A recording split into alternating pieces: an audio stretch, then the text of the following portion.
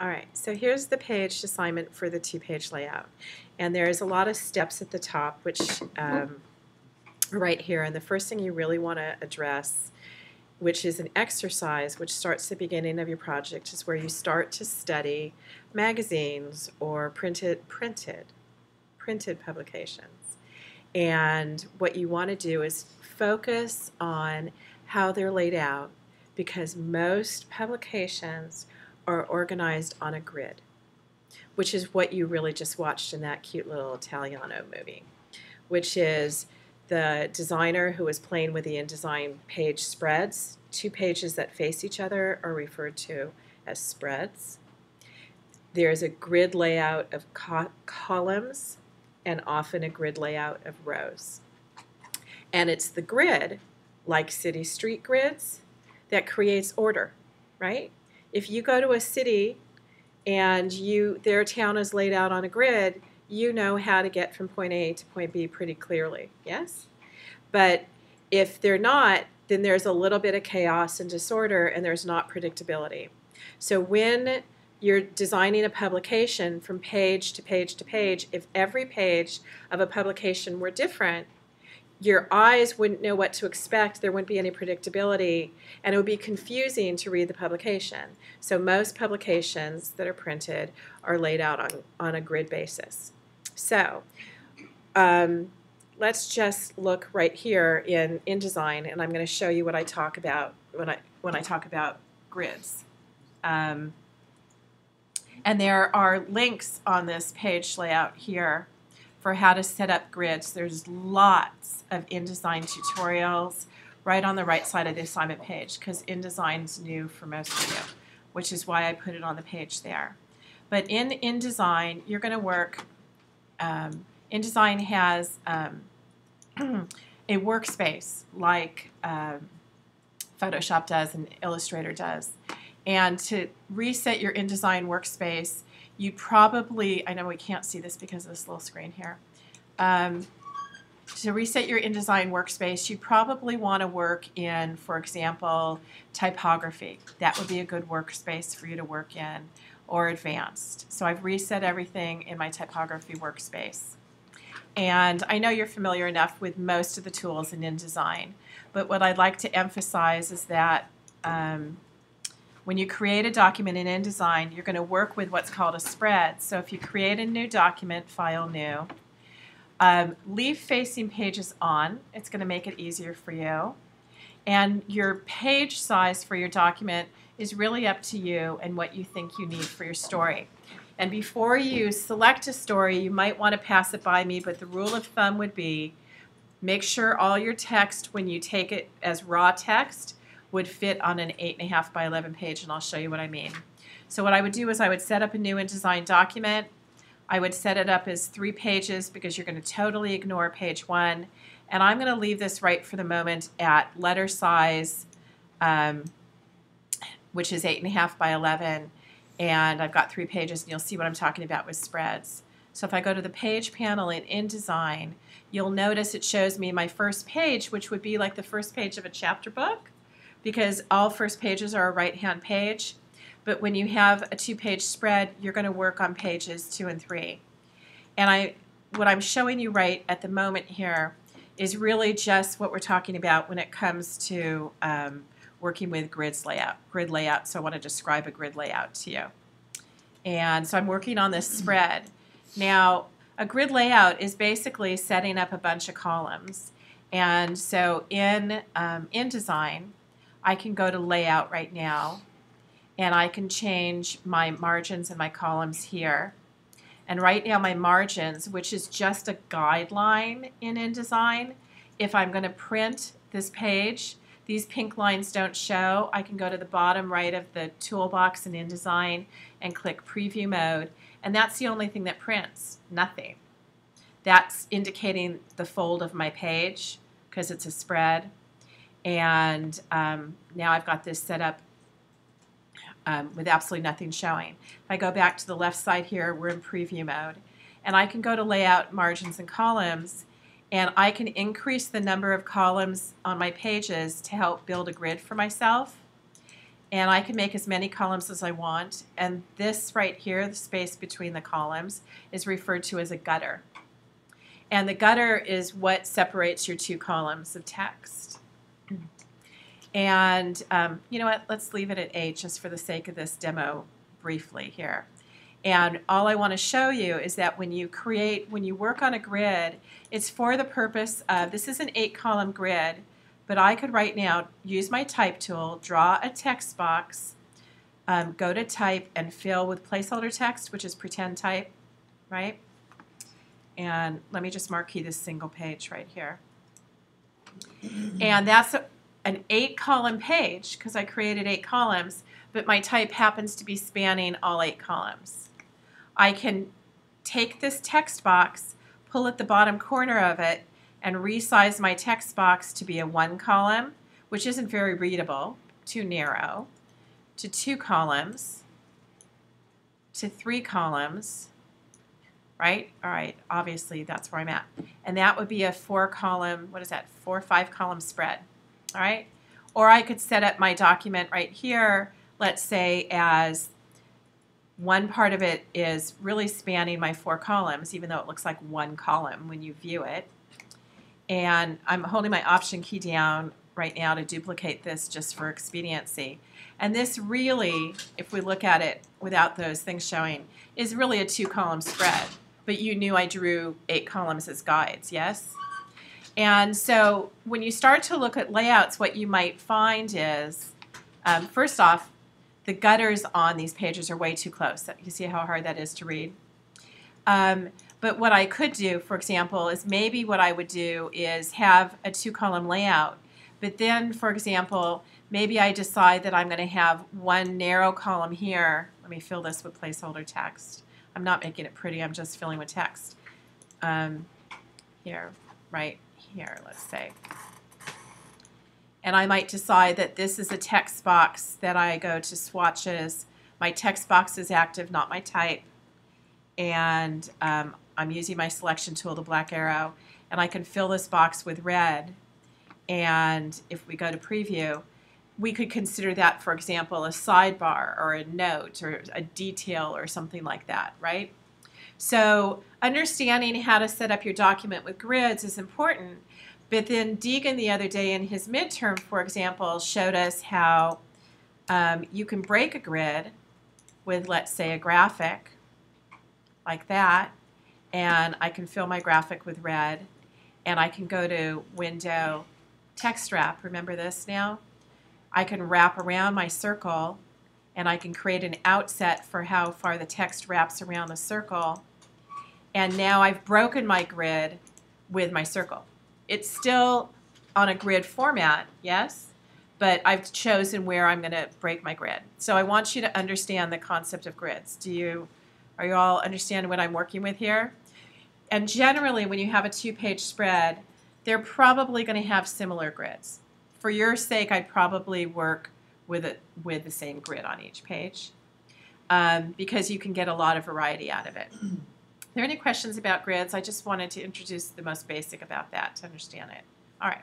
Well, let's, yeah, John. Grids also apply to CSS and web pages. Putting order to pages, basically everything uses grids. That's how you avoid chaos, grids. You can choose selectively when you wish to break the grid. I mean, I might, for example, here, draw with, oops, I didn't mean to do that. That was active. Let me deselect it by clicking off of it. Let me go to my pencil tool. I've got black stroke selected. I'm going to change in InDesign my stroke weight. And there's my headline. And I'm breaking my grid with my headline, right? Basically. And I could add text wrap to my headline and outset it a ton. And actually, if you look at that, it's probably kind of cute. But when you use that text wrap, do be careful that you don't get these weird and random things up here, because that's what happens with text wrap. And man, I'll nail you for that one. That's bad design. Or random little words that get bumped over here. You're never really going to want your text to be that narrow. That's not readable, even though it's in this, Greeking of text. But anyway, everybody gets the concept of grids, yeah? All right, well, let's just close that up. So then let's just talk about your assignment here, for example.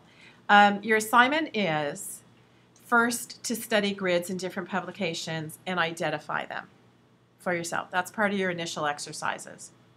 Then, as always, of course, thumbnails are really important. And in your journal, you're going to experiment with at least 4 or more grid concepts for laying out your pages. And how you would do that is, you would do that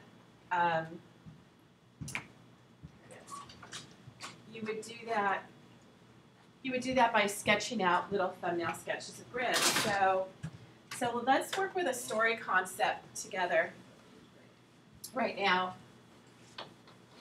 Anybody want to pick a story topic for today? The Giving Tree. The Giving Tree. Who said that? Okay. Everybody loves that Giving Tree, huh? Okay, so is everybody familiar with the story of the Giving Tree? Anybody not? Okay. Shel Silverstein? Okay. So Shel Silverstein wrote a book called The Giving Tree. It's a kid's book. It's about a tree, it's about the lifespan of a tree and the lifespan of a kid. All right?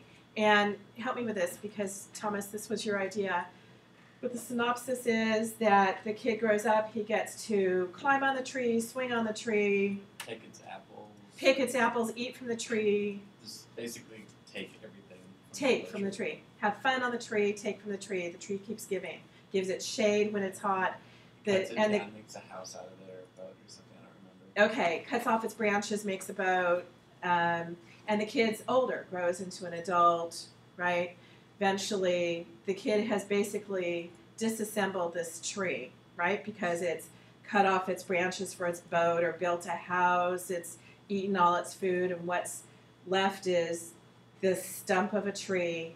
And this kid is now an old man with his cane, but yet the tree keeps giving because now the stump provides a place for the old man to sit down, the giving tree, right? Did I do good? Was that okay? Yeah. Basically, that's what I remember. Yeah, I haven't read it forever. So when you're going to think about this, now the Giving Tree is too long of a story to do a 2-page spread on. So your story has to be pretty short. Like I said, if you filled up that page that I filled up with placeholder text, if I filled up an 8.5 by 11 page for a 2-page spread, it's a lot of text. Yeah, Tony? Does it have to be like a real story? Can you just make up Can you write your own story, or can you fill it with placeholder text? What's your question? Just make up your own story. You can absolutely write your own story. I would love that. It'd be awesome. You bet. So if I were thumbnailing it, I would decide what my layout is. Now my story might be square pages. They don't have to be letter side just because that's the default. My layouts can be wide pages, like a picture book. It can be a huge storybook, like the kind that's big tabloid pages. It's up to you. But they are 2-page spreads. And then if you're drawing grids, you have to keep in mind that you're always going to have a margin. And most people, I think, in my personal opinion, make their margins too small. I actually think a 1/2-inch margin is kind of like, I can't breathe. I need more margin. So I would probably have, I always have more than a 1/2-inch margin. When I do text-heavy sheets, I'll have at least 5/8, and I might even have an inch or 3/4 of an inch. But it's your call. It's your artwork. But I'd explore it. So that's essentially like my live area. Sometimes when you have pictures, when you have pages that have gutters, this would be the gutter. This seam would be the gutter of a 2-page layout right there. And so, for example, you might choose to have, let's say this might be 0.75 inches. This might be 1 inch, 0.75, and this might be 0.5 because it's close to the gutter, and it's okay if you want your story to look more connected in the middle. That makes sense to y'all? And then maybe I just have 2 columns on each page, and this is my gutter. So my text would be here, And then you have to decide how you handle your text. Is your text flush left? Is it flush left, which means ragged right? Is it justify, where it goes from margin to margin all the way evenly across the entire column and to here? You have to decide if where your headline fits. So for example, my headline, is it going to span my 2 columns here? So here might be my headline. I have a whole pen falling apart of me. Oh my God. So here might be my headline. Then I have 2 columns of justified text. Then I have 1 more column of justified text here that I top align this one to this one to this one. Notice I kept this blank as negative space. And then maybe I have a graphic that leads off the edge of the page here. And maybe I have some graphic that sits next to my headline here. So if it were for the giving tree, maybe I decide that here's the full giving tree with the trunk leading off the page, and here's the apples. And let's say I've got a 3-column grid here. There's 1 column, 2 columns, 3 columns here. My tree's breaking my grid. Maybe I decide that my headline takes up these 2 columns, which is and then I decide giving is huge because it's important.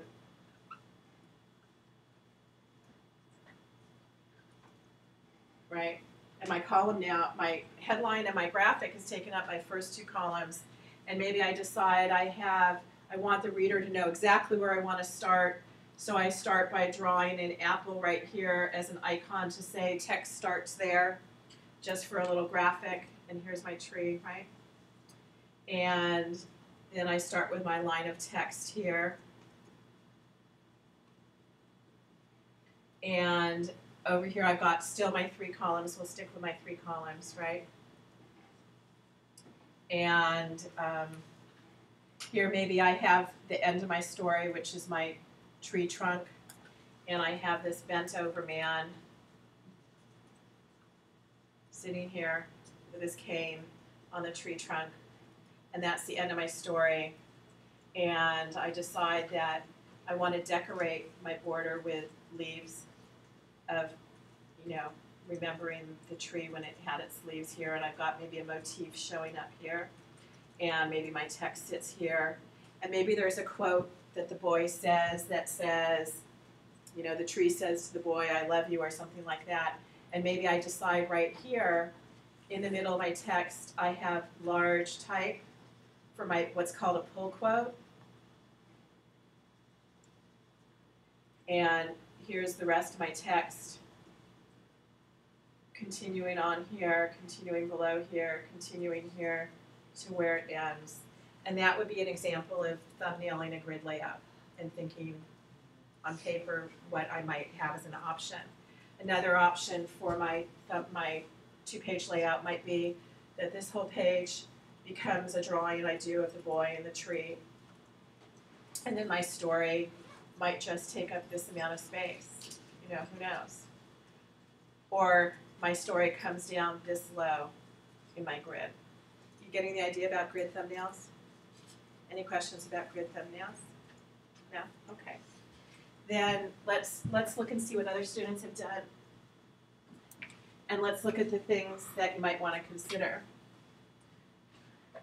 So I love looking at this layout personally right here, because a lot of you still get stuck on thinking that you have to be a great illustrator in order to accomplish what it is you want. But this is a 2-page spread. How many column layout? I know you can't see this very clearly, but can you see? 3. Yeah, it's a 3-column, 1, 2, 3, 1, 2, 3. So it's a 3-column grid. And so what's the color palette, Eleanor, of that story? Black and white. Black and white, right. And what's the headline? Blue like me. Blue like me. So you would think they do it in blue, right? But the word blue means what? Depressed. Depressed. So maybe that's why they stuck to a black and white color palette. Or maybe they didn't have color printing. I don't know which it is, but but the other thing is, what have they done with the graphics? So they have a graphic of a person's head. So I'm trying to think who's back there. Brittany, you back there? What do they do to the person's head? They just Say it again. they cut part of the shape. Yeah, they took a piece out of the person's head, which is a black and white drawing, not a very precise drawing, right? And they took a piece out and they moved it across the page. Why do you think they did that, Brittany? Well, I don't know if the story's about, but probably has to be the story, or just to add more image to that side, to that other side of it. Well, what do you think would enhance the meaning of the story? Why would they take the head and take it apart? Somebody help her. What do you think? Eleanor? The person To isn't. be depressed, it's all in your head. Yeah, when you're depressed, it's in your head, right? And why is the type positive, black here, negative, right? Reverse type here. So in the dark, me is in the reverse in the dark, Right. right? So not only are they not feeling fully themselves, a piece of them's missing. Blue, like me, implies they're depressed. And then the headline is handwritten, which makes it very personal. And the me is in the dark, right? So you can start to say, it's not just how do I fill up a page or expand my layout, but you can really say the designer thought really carefully about where to place the graphic elements, how to work with a positive, negative space in order to create an interesting layout. And the text doesn't start always on the left-hand page here. It's starting on the right. The headline takes up this expansive amount of space. However, there's a lot of negative space, which is equally important to balance out this enormous graphic here. They don't have to show the entire head. And as a matter of fact, they cut the head off at the mouth, so it's not even speaking. So we're focused on everything being in its head. So all of this are thoughtful elements which helps accentuate the message. You're elevating the message of the story before you even read what the story says, which we haven't, but we can start to glean from the graphics what the story is about. So if we look at some of these layouts here, let's look at this one. This student, oh, that's right, I remember. I forget about this. This part's frustrating. Okay, let me download this, save link as. There we go. And let me save link as.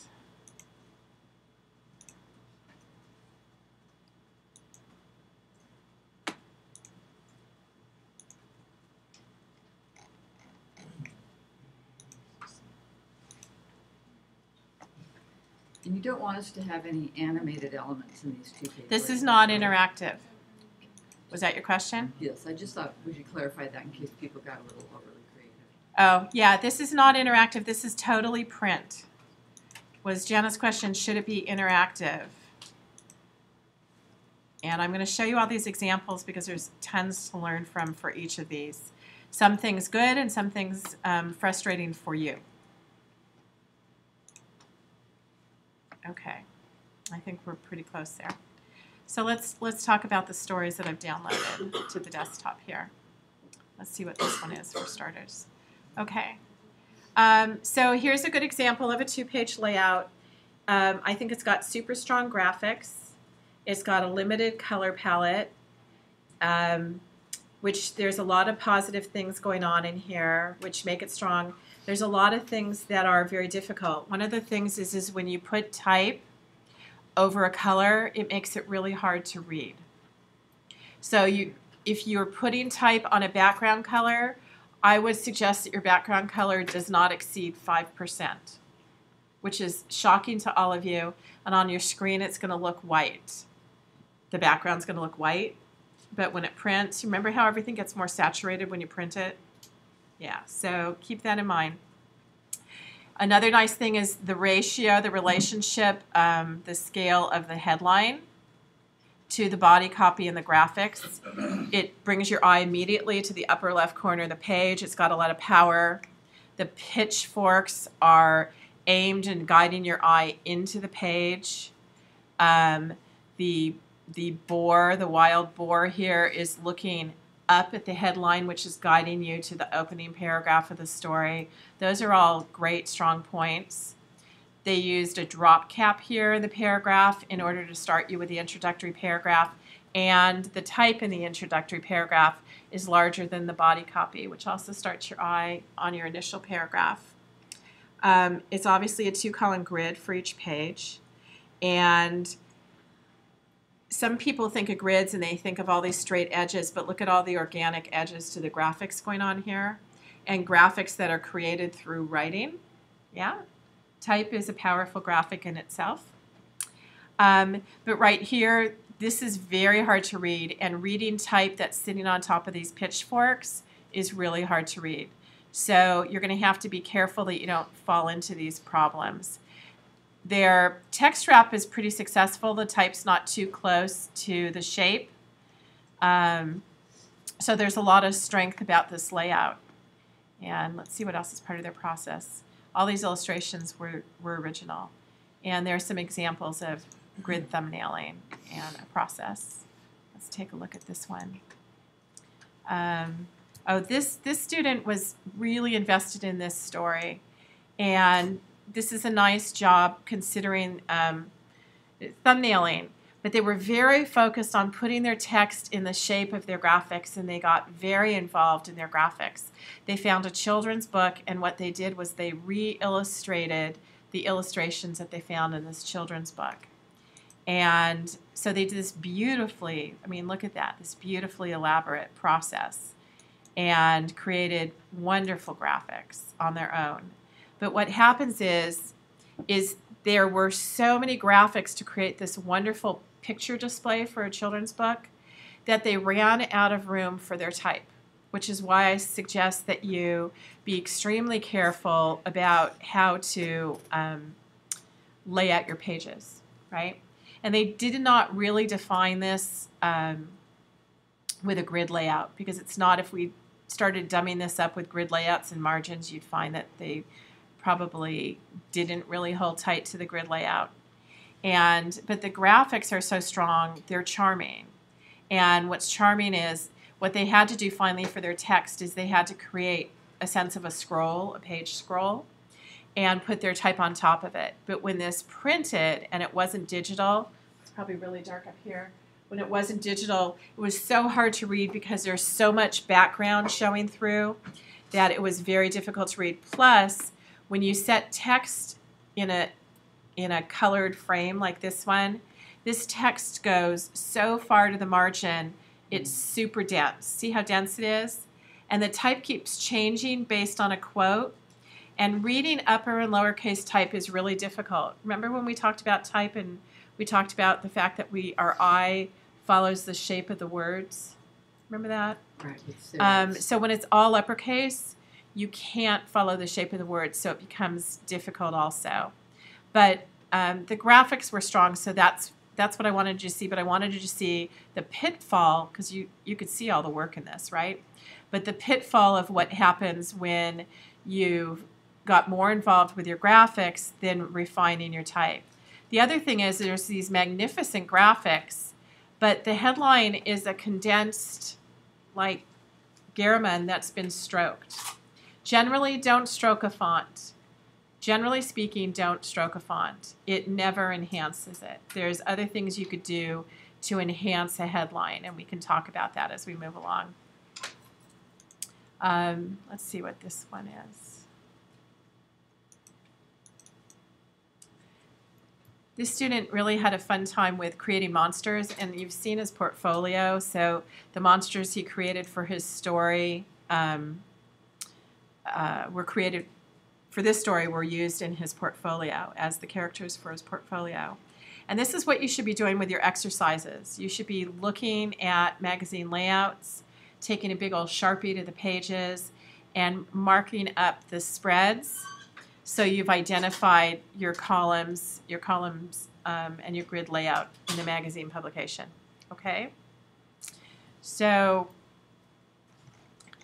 here's his process. His thumbnail sketches of the grid layout. And I imagine for most of you, it's going to be like that Italian film or the Italian music. You're going to relay this out and relay this out and relay this out. What I recommend you do is start by creating your graphics, because you can always scale your graphics as you move your type around on the page. So here's one version of his layout. Here's another version of his layout where he uses a pull quote here. And look at the scale of the graphics. And once the graphics are done, you can scale them any which way. If this is justified type, look what happens to justified type. That means that the letters span the column, so that doesn't look very clean visually. Plus, the beginning paragraph starts up here, and it's the same size as the paragraphs down here. If you're starting a paragraph, make it look different, the body copy look different than the body copy set up in your columns. And then never have the next paragraph that belongs right here start 2 lines down and as a gap over here. So this is obviously his work in progress. And here he starts to create an environment for his characters and a whole different scene here. So, I mean, it's pretty charming, right? And there's still lots of problems here. You're going to learn, and I'm going to show you in a minute. Right here, his paragraphs are divided up by hard returns. He's also indented his paragraphs. We learned how to do that. But they're not indented significantly enough where they really look like they're indented. So there's ways to control that as well. Was it Edgar, you did the paragraph style sheets, right? Yeah. Yeah. So you can refer to Edgar's paragraph style sheets for a lot of this for his tutorial on the forum, right, Edgar? Yeah. And I also, thanks to Steve, who accumulated all of your web links. If you created web links and loaded them to the forum, Steve grabbed the web links, and we now have a web page on the forum for everybody's tutorial. And you can copy that web page and know that you can keep that domain for the tutorials when you leave the class also. Let's see what else we have here. This story was the cube story. I'll show you which one were our ultimate, which is this one. And this student started with a really short story and created a variety of layouts, and it's about squares. The story's about squares. So your graphics are to elevate your story and visually let somebody scan the page and make the page exciting to draw them in. And let's come back to it right here. Okay. So he starts building the word cube. Who was it, Carl? Was it you who found a font similar to that on DaFont? Yep. I think he built this himself, or he may have found it on DaFont. I can't remember, but it looks familiar to you, right? And then here's his studies of grid layouts and his thumbnails of different grid layouts and considering color. And if you look down here for his digital progress, he had a totally different busy color palette, and it decided to become, a very limited color palette. What's interesting about this PDF file is he had dozens and dozens and dozens of layouts because he worked on this endlessly. It looks incredibly simple, but he had far more variations than I think are included in this PDF file.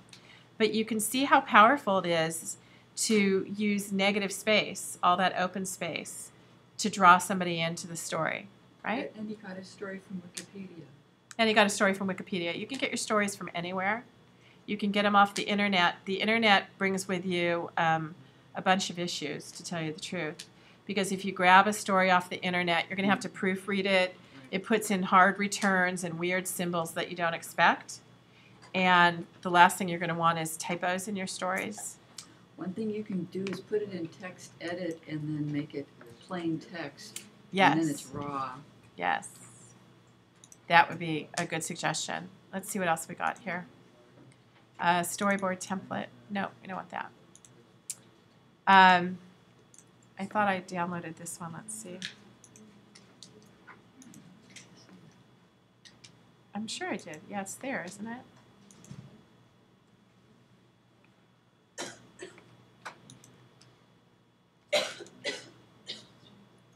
Maybe not. Maybe I misnamed it. Let's try one more time. Yeah, I might have made a mistake with my stories. Yep. I don't have the correct download for that one. So what I'd like to do for you now is show you, and I thought I downloaded this one, so let's try this one. This one has a lot of, yeah, I didn't download that. This one is a long story, and it was about graphic design. So let's take a look at that. So again, the student marked up the grid layout, so it's a 3-column grid layout. And that was part of their exercises. They did their thumbnail sketches of different layouts and different concepts. And then she ended up with a do's and don'ts of color and captured her process. And she had a very text-heavy story, which is really a challenge. If you have a lot of text-heavy stories, it's going to be really a challenge for you to make it very readable. But interesting enough, I actually think that she was really successful with it. It's super busy, but it tells the story, and the graphics aren't necessarily really graphics. They're letters and they're shapes, right? I mean, those are graphics, but they're not how we interpret them like that fairy tale story.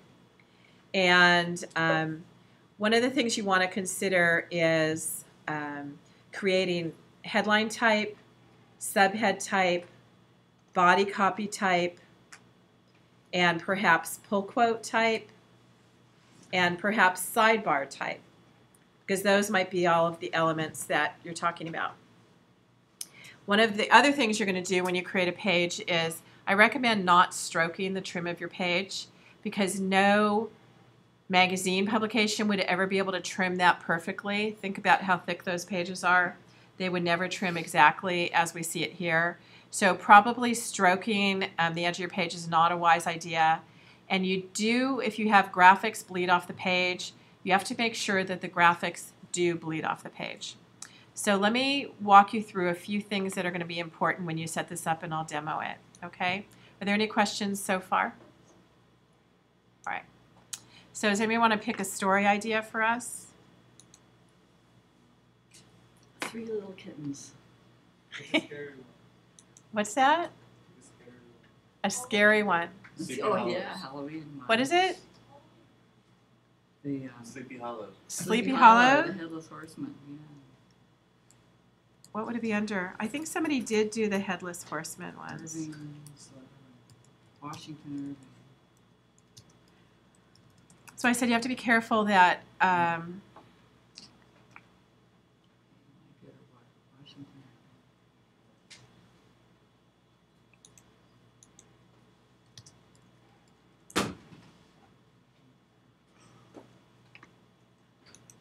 let's see if it's here. You also have to include a byline. Here it is. Let's see. Okay, this is going to be way too long. Like, not a way in the world, okay? Sure. Yeah. But you know what? Let me just work with a little bit of text here, and we'll use this. Okay? And I actually think that in my previous class I downloaded something. Okay, so I'm grabbing this text off the internet. I'm stealing it. Yeah, you don't want. Borrowing. No, stealing. I just want to be really clear. You're stealing text. You can put it back. No, actually you can't. So, all right. So I'm going to make an InDesign document, and I'm going to start to set up my pages for you. And we're going to start to, we will have done different layouts like we did for the giving tree. And we'll consider our layouts. So let me close this up so I have a cleaner slate to work with. And in InDesign, I'm going to create a new document. And my recommendation is this. If you want your artwork to bleed off the page, and you want your page spread to fit on a tabloid page, then you shouldn't really make the width of your pages any more than 8 inches because you want to be able to have a bleed to it. Does everybody understand that? So I'm going to make my story tall, not wide, and I'm going to make my page width 8 inches, my height 10 inches. I'm going to set up for myself a 2-column grid automatically. Yeah, Tony? I have a question. You know when you read a book that starts from one side to the other like a normal book? Yes. Can you do it like the opposite, read it this way? Well, the whole purpose of this assignment is not only to help you work with type, but to help you work with graphics that help elevate the message of a story and to make the communication readable and understandable. Now, if your story, for example, were about somebody who's dyslexic, I'm serious, or if your story was about somebody with a learning disability, or your story was about somebody who sees the world differently, or your story was about having your world turned upside down, then there's a reason to do your story and your text differently, because that would enhance the meaning of your story, right? So don't do it because it's different, but do it because it elevates the message of your story. Does that answer your question? Okay. So I'd make it a 3-page document. I would always make my gutter bigger than 1/4 of an inch, and usually I'm somewhere around 3/8 of an inch for my gutters. And generally my margins are at least 5/8 of an inch. And you can break this chain link here if I want them different. So let's say the bottom of my story is 1 inch from the bottom because I want my story to be elevated a little bit up. And inside outside means what's the margin? Remember how I said you can bring it closer to the gutter of the 2-page spread? So maybe I'll bring this in a little tighter here to 5/8 of an inch instead of 3/4. So that's my layout. Also, always set up your document with a bleed. Whenever you work with a publication that's going to get printed, you want to set your document up in InDesign that the document, the artwork bleeds off the edges, and then you trim it down to where your graphic is bleeding off the edge. Does that make sense for everybody who's unfamiliar with this? Okay. And here I've got my setup, and now if we look at my page layouts and I focus on pages only 2 and 3 right here, I clicked on it. Let me reduce my zoom tool. So here's the zoom tool in InDesign. I hit down my Alt key or my Option key. I'm now pressing my space bar to grab that hand and move my pages, and I can move my pages up so you can see them. So now I've got a 2-page grid layout set up for me that I don't have to worry about it.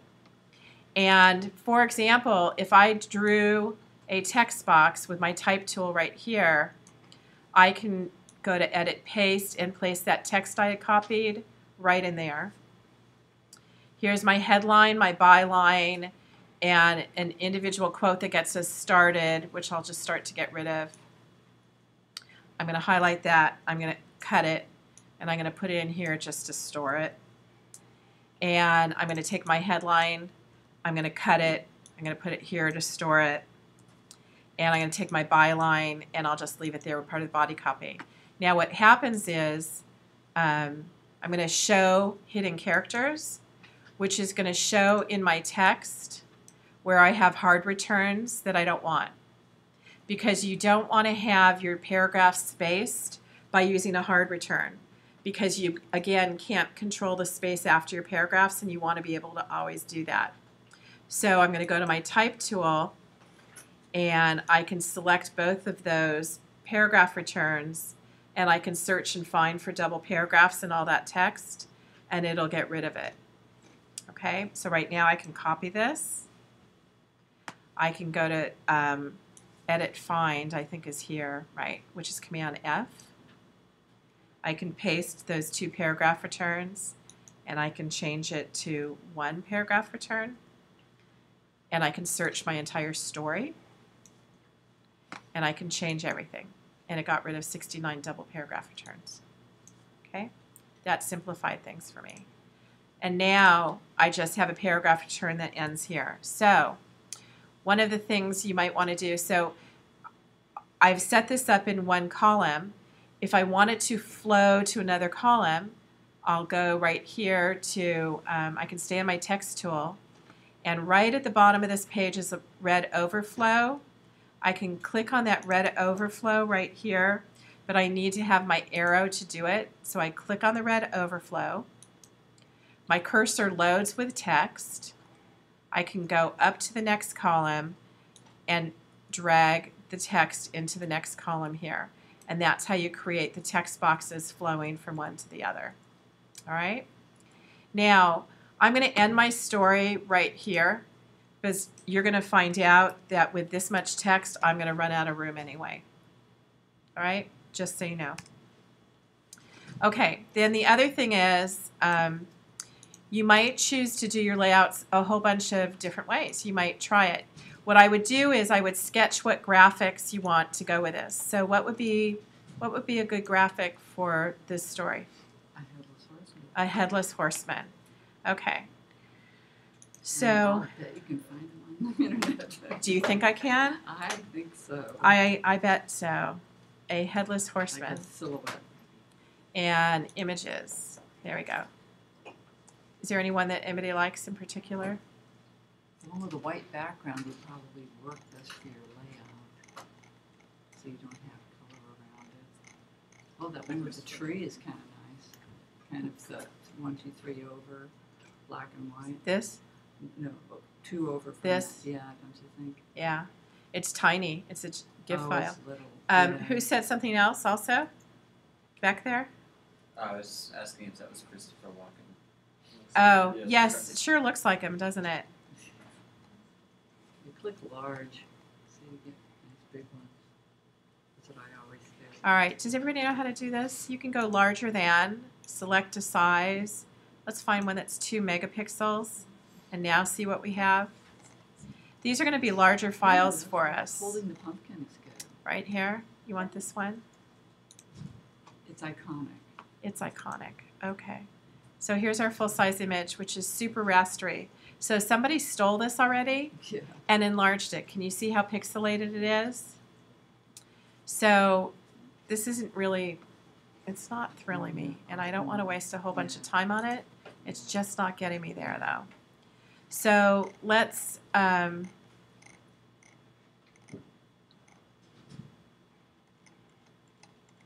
the one with the moon in your background. this one? Down. Was that what you're talking about? Yeah. It wasn't, was it? No. No. Okay, we're going to go for what Eleanor wants. This one? Down. Down. Down, down, down. There. This one? Yeah. Okay. All right. That one you could actually draw yourself, couldn't you? Because you've got your graphics going on here. Oh, look how beautiful that is, actually. It's pretty cool. All right, well, let's download it and let's steal from it, right? Save image as. And we'll set it on the desktop. And I'm going to open it in Photoshop, and I'm going to just blatantly steal, okay? And it's not that I want you to do it, but I want to be able to move through this pretty quickly. What was it called? I think it might be the next thing, attachment 12 JPEG. Kind of, the icon kind of looks like it. There you go. Thank you. All right, what you might want to do in Photoshop is you might want to go to Image Adjust, and maybe I'll just change the threshold and turn it to black and white super fast. And now I've kind of distilled it down to pretty good, straightforward clip art, right? Right. All right, so here we go. So I did that, and I'm going to save it as a JPEG. So I'm going to save it just as it was. I'll resave over it. And here we go. And I'm going to go into Illustrator. I'm going to close this. I'm going to go into Illustrator, open up that JPEG that I stole, that I converted to black and white, and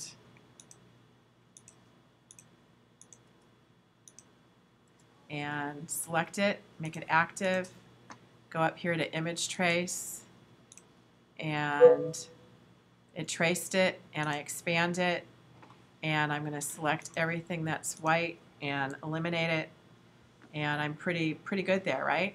And I can marquee all of that, hold my shift key down, and deselect this background. Oh, I don't want to do Easier that. said than done. Easier said than done, right? Do you need to ungroup it? I do need to ungroup it. Type, Object. I'm sorry, object, ungroup. I don't know if it'll let me do it still, because I've got some compound paths in there. One of the things I might do is change view to outline. Do you guys ever do this? And I'm using my white arrows, and I'm just going to select all this, marquee it, and delete that, delete that, delete these random things I don't want. That was that cool rough edge the poster had. Remember that? But otherwise, I might be pretty good here. Let's see.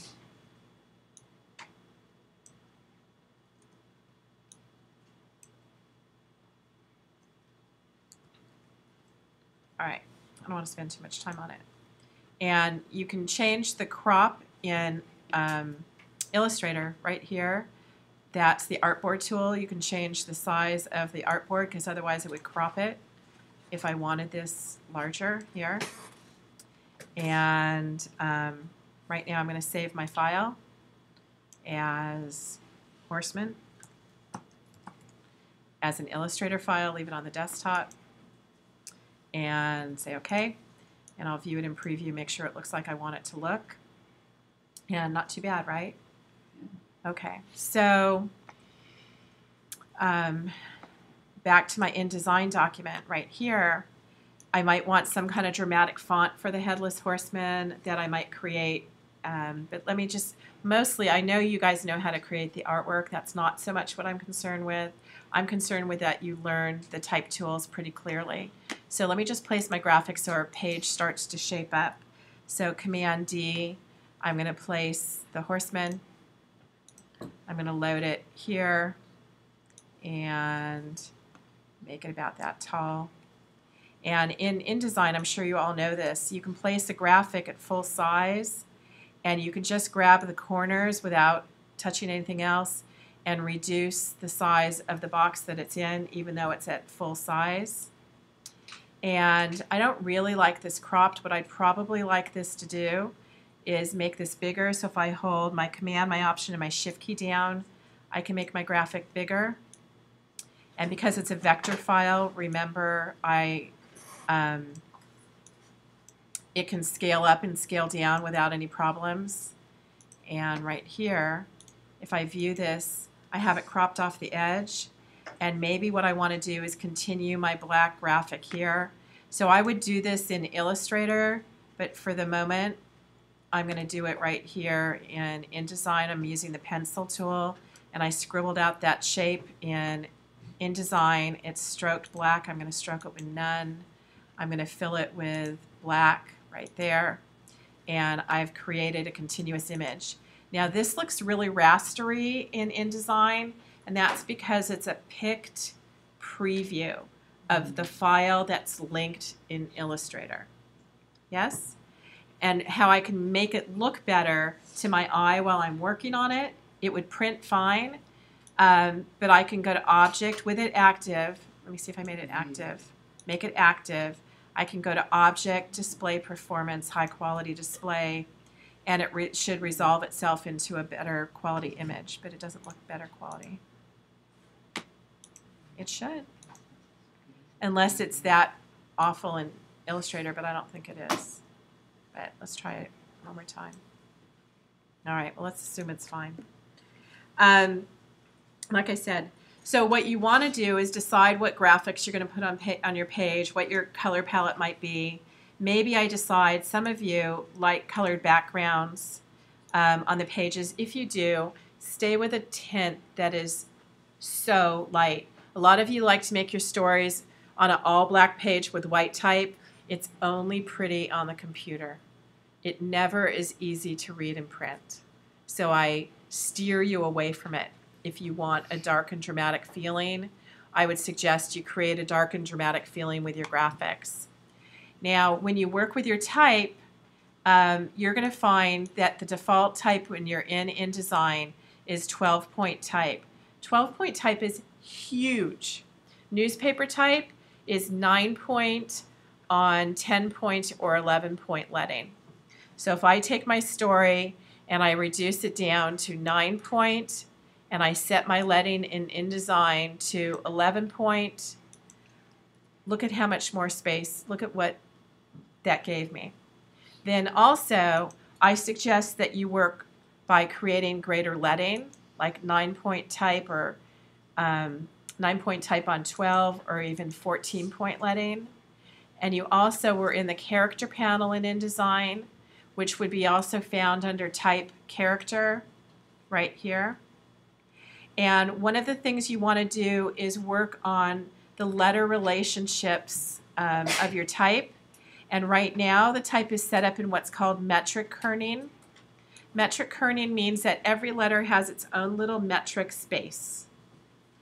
What happens is the designer designed letter relationships, and these letters that sit in their own little metric space, if you select them all and you kern them, which means the relationship of one letter next to another, you can kern them optically, and watch what happens when I do that. They're going to shift. Different letters shift closer to each other and different letters shift further away. So I suggest that you set all of your kerning to optical kerning, which is going to optimize it for you. And you might decide, for example, I don't know if we've talked about this, let's say your story is about trying to find an apartment space in Manhattan. Now right now it's going to be flooded, so you don't want to shop there. But if you are talking about stories, I think I've used this as an example before, if you're talking about something where you're feeling that you want the person to feel closed in and tighter, you can use something called tracking. Tracking will take all the type in a paragraph or whatever you highlight, and it will tighten the relationship of all the words and all the letters. So here's negative tracking. See how the letters get tighter and tighter closer together?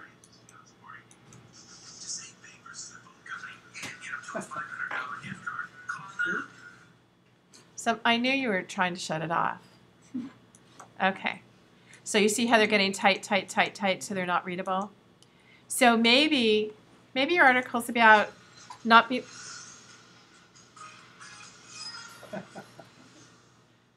Is that your computer or is that your phone? Oh no, it's my computer. Wow. Okay, so maybe your article's about, or your story's about people who talk so fast that the words all jumble together and you don't understand what they're saying. Wouldn't that be a great way to communicate that, right? That's tracking. That would be tracking. So tracking is pretty powerful. Let's just go to 0 and you'll see how it opens up, right? So these are all different techniques in order to manage your type on a line or in a story. The other thing that you can do is you can select all of your text, Command A, select it all, and you can go to the paragraph panel. And this is some of what was in Edgar's style sheet demonstration, but I'm just going to use it not as a style sheet, but just as a paragraph control.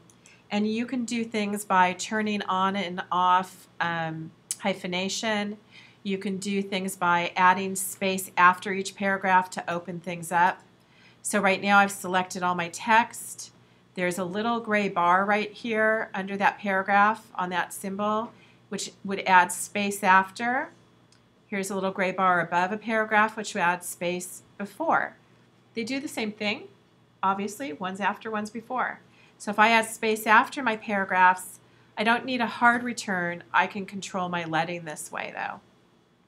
And maybe I decide when I get to the end of my story that it's too long. The reason you don't use hard returns is I can apply this now to my entire story. Also, you're going to want to consider how you handle the alignment. That's managed through the paragraph panel, which I'm sure most of you know by now.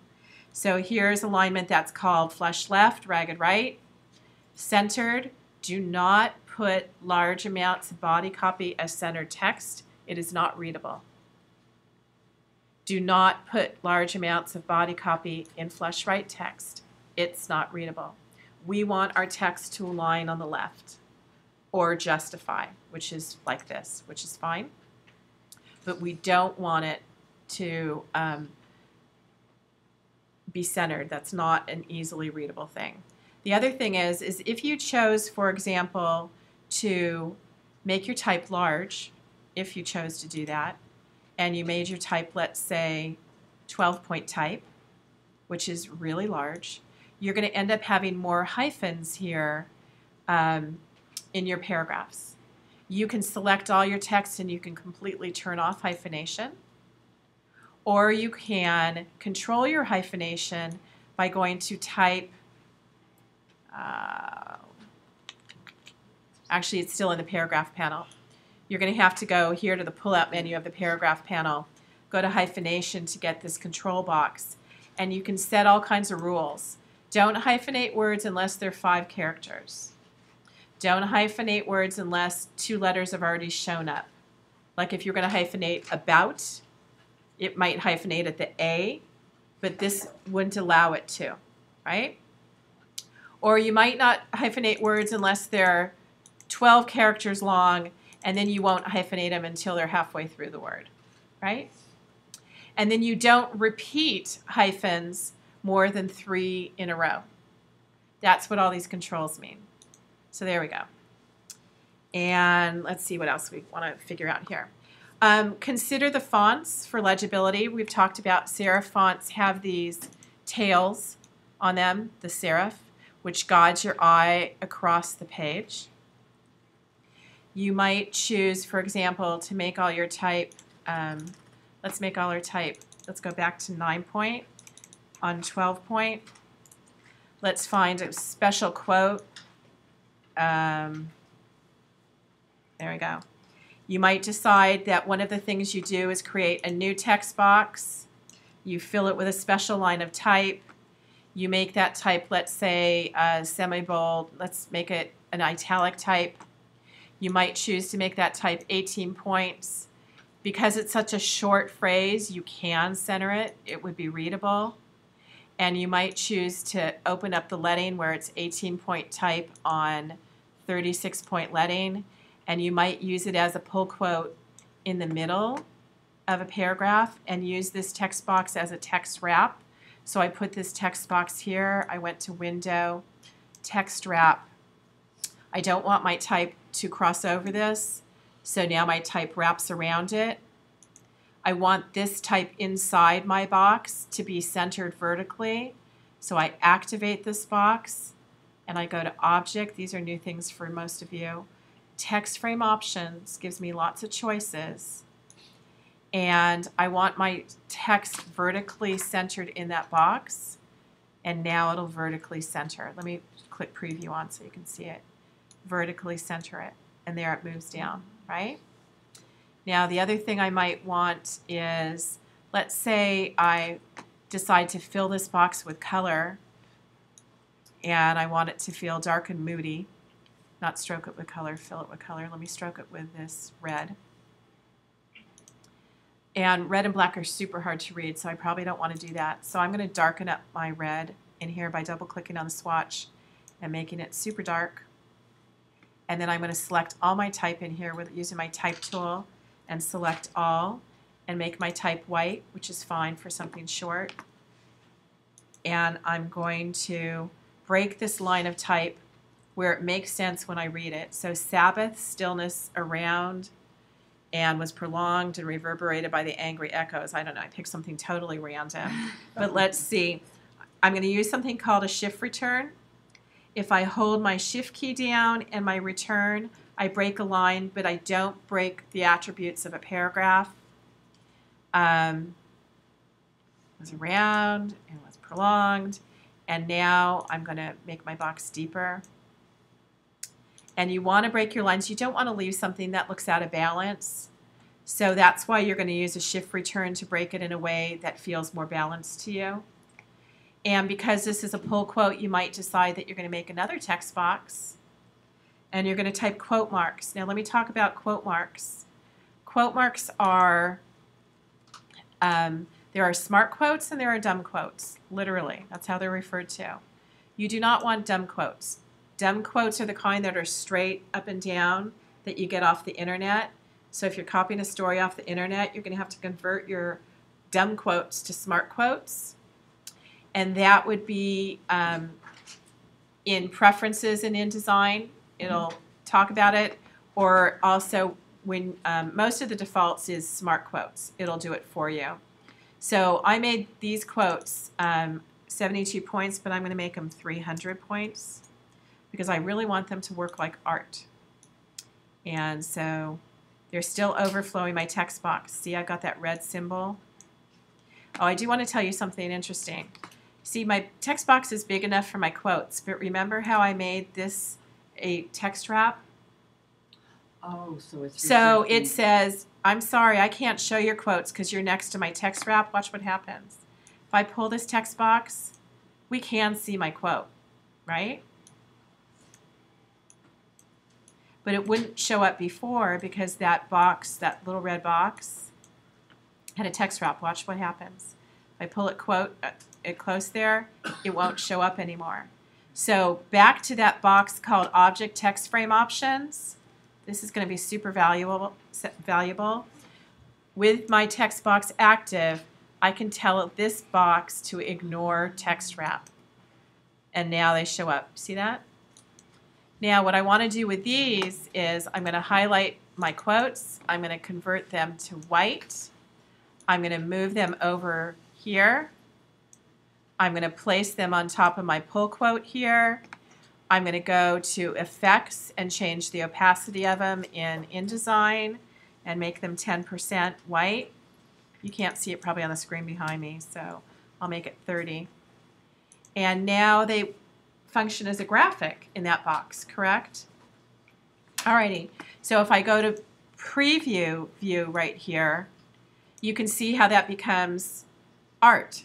Yes? All right. So I can duplicate this text box here, and let me do this so you can see the color. Swatches, color. And I can now do my ending quote right here, and I have too many there. Oh, what do I want to do? Let me make this wider. Wider. Here's my smart ending quote. Oh, it won't. Let me put a letter in. Now the smart ending quote shows up. There. See it? So now I'm going to delete what's ahead of it. Now I have my ending quote. And I'm going to go to my type, turn it to white. There we go. And so you can start to use type if you want as a graphic. So I've now taught you how to avoid a text wrap, how to create a text wrap, which you already knew, how to use type as a graphic, how to use a pull quote. I can also take my pull quote here, my text wrap for this, and I think the type's too close to it and too tight, so I can go back to Window Text Wrap and I can create the outset of the type around my pull quote. The other thing is you might want to consider how you want this to work. Maybe I decide that I want these three elements, the red box and the two quotes here, to sit in the center between my gutters. And I don't want them to wrap on the top and the bottom. I want them to wrap around the shape of my box like this. I might decide that my headline starts up above here and my two type boxes are top aligned here. Let me take my byline out of here so you can see my text top align. So right here, I can select this box and this box in InDesign, go to Window, Object Layout, Align, just like in Illustrator. We did that in Illustrator, correct? And I can top align my two text boxes. And then when you do a headline, I can't emphasize enough, we talked about this for the color poster. Don't just type a line of type up here. most of the examples that we looked at have headlines that are pretty dramatic. You know, like this one, right? The headline is what carries this entire page. Or we have the one that was the Animal House one, which might have been this one. There you go. The headline is not just type on a page. You might, for example, decide that you have one text box with the word the, and let me select that.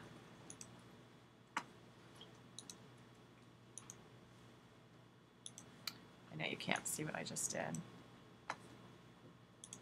Let's select all the type in there and make it, Oh, it's 300 points. yeah, let's make it 100.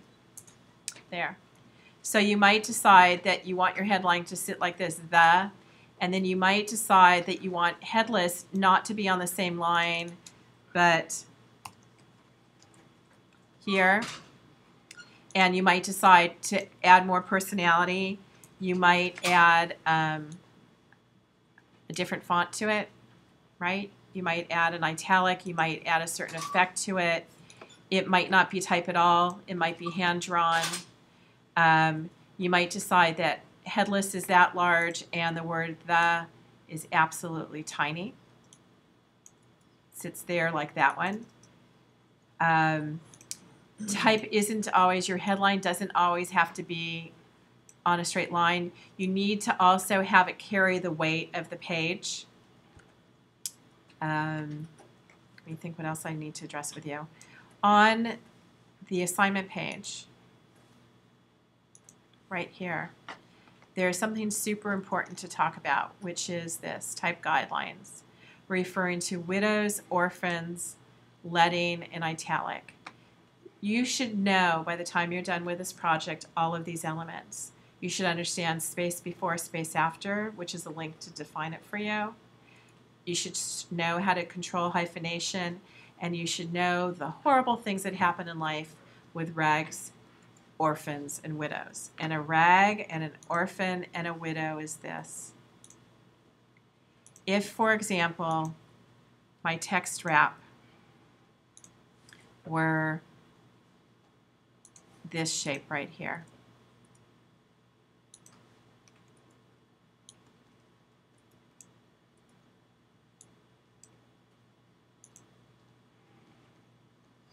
oh, I was trying to think what was in my way. And I made this shape down at the bottom of the page. Let me pull my page up higher for you.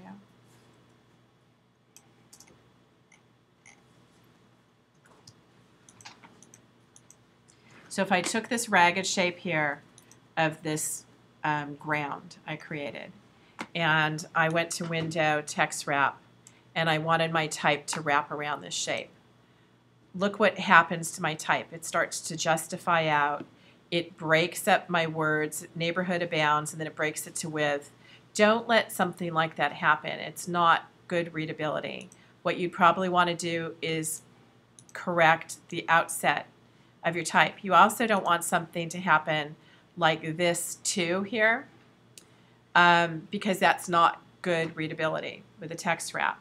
So you're going to have to be really careful when you wrap text around a shape, how to control it. And if you don't like how it's working for you, you don't always have to make text wrap around the graphic. You can draw an invisible graphic like this. Like right now, I can draw an invisible graphic with my pencil. I can fill it with nothing, stroke it with nothing, apply a text wrap to it, and I've now created the boundaries for my type that work in a far more seamless way without getting all those weird things acting up for me. Yes? If you have your text normal, can you make the text white or the black part? Yeah, sure, for a couple lines for effect. It's not an easy read, It's but not exactly like text box. It's Like a quote could be. no, but the text continues. yeah, over so time so and it if turns white. so if you were having something that said, It'd be very difficult. so Janet, did you hear what Janet just said to you? She said it would be very difficult. But but let's try your idea. So They so haven't- they don't have an let's automatic consider button that. for that yet. Well, no, they don't have anything automatic for that for sure. It would be difficult. She's right. But what you're saying essentially is, can I take this and let's say your story is about seeing the world in black and white, right? And you got to make sure that your type box, object arrange, bring to front, right? So my type box is in front. And what you're essentially saying to me, if I understand you clearly, is can you do this? Yes? Exactly. Yes. Of course you can. But large amounts of text like that will be challenging if your horse stories like it. But if it's what you want, there should be a reason for it, right? There should be a reason for it. It's not an easy read to do that. But yes, you can. Yeah, Also Janet. because once you do it, you don't want to have to move your text. So get your design really exactly the way you want it before you do that. Yeah, actually, Janet brought a really good warning up for Yes. you, right?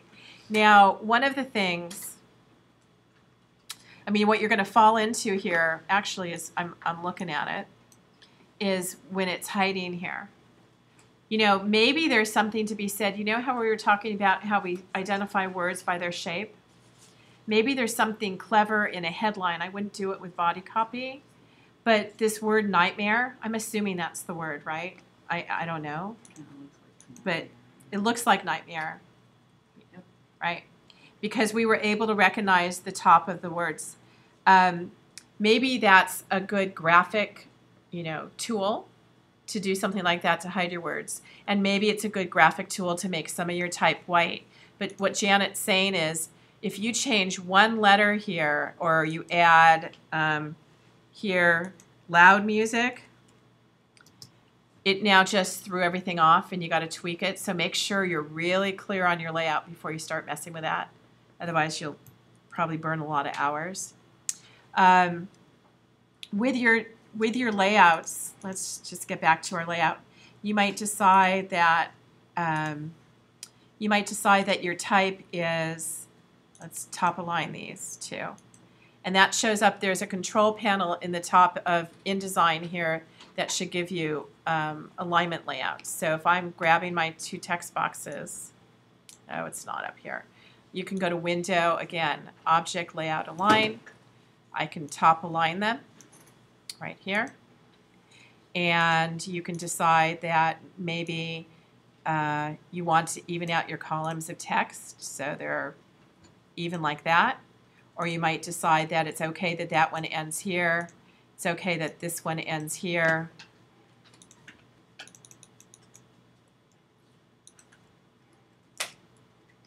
And if you overflow your text, it might be okay that this one ends here and your tree is a text wrap, right? Window, text wrap, shape of the tree, detect edges. Did we talk about that the other day?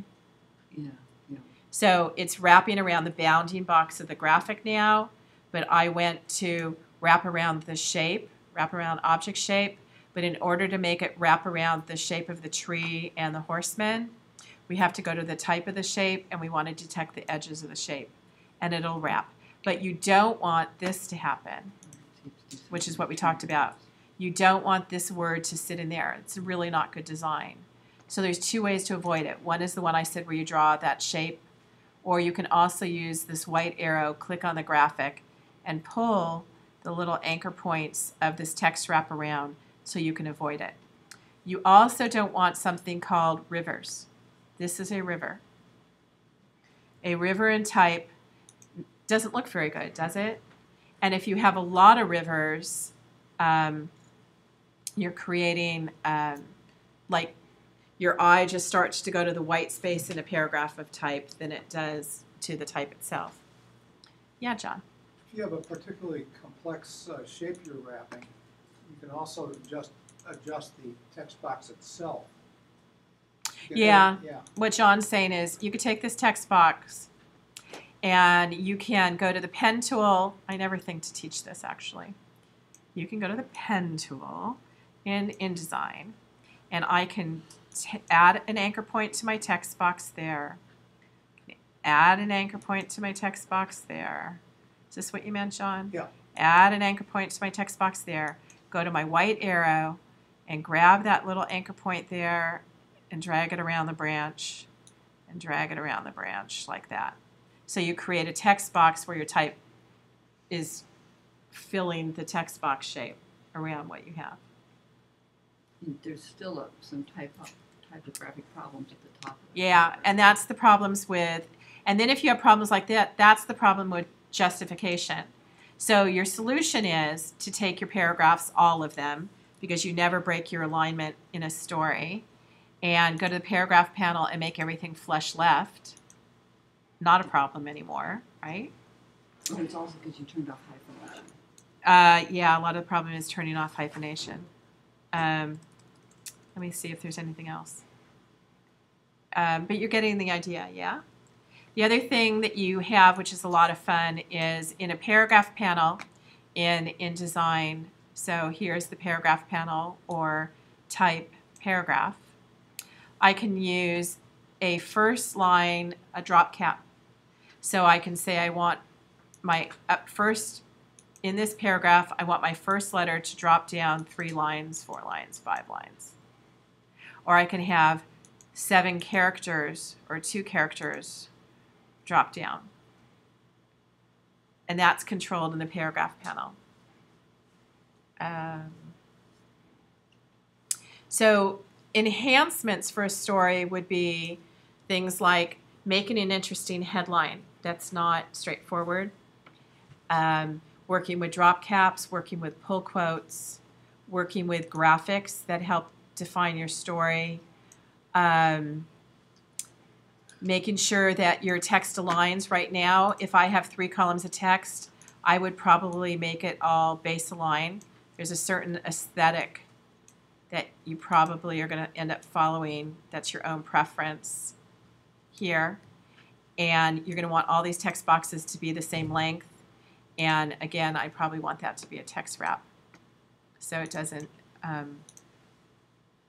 but nonetheless, I've still got my grid of my 3 columns. But you see how I've broken the grid with my graphics.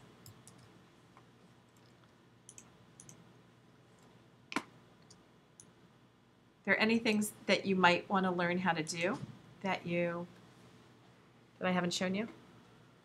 Tony, was that a question? Yeah. After all of that, you have to create outline for your text or not? Do you have to convert your text to outline? If you download a font from DaFont, let's say for your headline, I would recommend not working with DaFont fonts for your body copy. But if you did for your headline, for example, yes, convert it to outline. Do you all remember how to do that? You would take your text box and make it active. Let's just zoom in here. Take your text box, make it active using the selection tool. Go to type, create outlines. And the reason why you do that, see now your type, I can select these little points and I can mess around with the type because it's a vector. Now it's no longer type. The reason why you would do it with DaFont fonts is because they are not PostScript professional fonts. So when you create a PDF file, they will not PostScript accurately into your PDF file because they don't have that page description language. So by converting them to a vector graphic to outlines, you won't have that as an issue. But you know, for type that you're like times and so forth, that's probably not a problem for you. Any other questions of things that I should be showing you that I have gotten? Oh, a widow is this. A widow is one word left on one line. And an orphan would be something like this. That's an orphan. See that poor little lonely word? That's an orphan. It's bad form because that's just not what you want to do. If you're at this place, my guess is you really wouldn't want to have these 3 lines here. And the way you're going to eliminate the widow is you'd probably select this paragraph and you'd go to paragraph tracking, right? No, you go up here to character and you go to tracking, and you tighten up your paragraph, and you see how it tightened it up just a little, and you got rid of that widow. And then if you have 2 lines of type, it looks kind of funky sitting alone up there. So you're going to have to revise your whole layout, really, your whole layout, to accommodate those 2 lines, because it's far better than to start a new paragraph at the top of a column, unless you're smack in the middle of a very long paragraph. And then if I'm making this one deeper, I'm going to make this one deeper. Is everybody following all that? So refining things isn't really as easy as you think, because when you move one thing, everything moves. And all those little moving things, those moving parts, is why Janet warned you, Carl, about get everything done before you change the color of your type, if that's your plan. And you might want to try different graphics. You know, I mean, this whole page layout thing might be incredibly different. You know, what if in the upper left corner I want a head, where the headless horseman missed his head, or I don't know the story, I don't remember the story. But maybe I get rid of this, and maybe I decide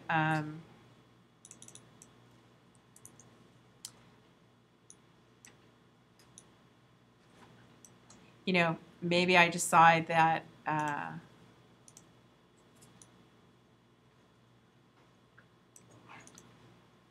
maybe I decide a whole bunch of different graphics on the page, and I'm not bordering it with that. You know, you can also take this one graphic, and maybe what I decide is I end it here, there. It's okay, we'll cut off a little branch. And I take the same graphic and repeat it down here and cut off the tree with this graphic and move my horseman coming into the page, right? I've used the same graphic now, and I've handled them differently. Or maybe I take this graphic and I, up here, flip horizontal, move this over to the opposite side of the page. But you guys are getting the idea, right? And that's how you'd be playing with your layout in Italian. What's interesting is even though you've cropped out that branch, it's still text wrapping around the not showing branch. That's odd. I wouldn't. That's really odd. I wouldn't have expected that either. Actually, that shouldn't happen. I'm not sure why that's happening. Maybe you can. Well, you don't want to tell the text to ignore the text. Well, I'd probably just break up my graphic, but that's super odd. Actually, it's kind of cool. It's kind of ghosty. Anything else that comes up for anybody? No? Okay. Yeah, Hannah? Can you use like photographs? It doesn't have to be. You may use photographs. If you have a story and you want to use original photographs, yes. They must be high resolution. Don't go steal something off the internet and have it be web resolution. I'd be appalled. So they should be at 100% size. They should be 300 pixels per inch, like that image resolution exercise we did a long time ago, right? So they should be 300 pixels per inch to print properly. Or you could do watercolor illustrations, but make them big. Yeah, you can do anything. Sometimes if you have a photo that you find on the internet and you want to use it and it's a low resolution image, there is a way to cheat, to tell you the truth. You got to use this judiciously, which is you can take your photo and you can apply weird filters to it, like watercolor or artistic or something like that. And right, and you can do different effects. But make sure that you blow it up to the size you're going to want to use it at, and then apply the effects. Don't apply the effect and then blow it up. Y'all follow that? Okay. So I have, actually, you've all been so incredibly patient.